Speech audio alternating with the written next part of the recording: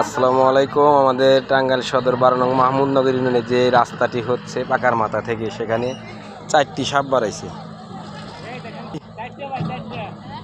আর গোলাগো সবটি একখানে করেন। এই দেখেন, এই যে 4টা সাপ, বিশাল। কয়াত করে ভাই সাপ? 5 হাত। এই রে বাবা, হ্যাঁ দেখছেন দেখছেন কত বড় বড়, বিশাল বড় বড় সাপ। ডাইকে আলান, মারি দিয়ে আলান। সবটি সাপ দেখার জন্য অনেক মানুষ জড়ো হয়ে গেছে এখানে। এই যে পাকার মাথা ঢাল করে দিচ্ছে, নতুন রাস্তা হচ্ছে যে আমাদের 2টি খেওয়া পার হতে হয়।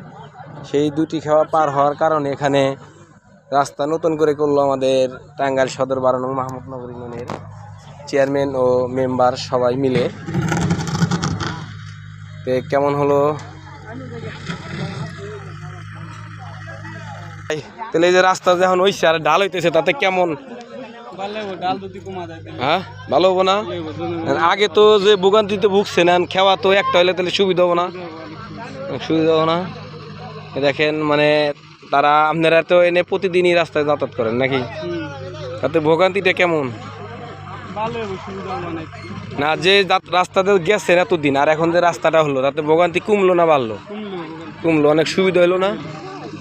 তো অসংখ্য অসংখ্য ধন্যবাদ আমাদের এই মাহমুদনগর ইউনিয়নের চেয়ারম্যান ও মেম্বার সবাইকে।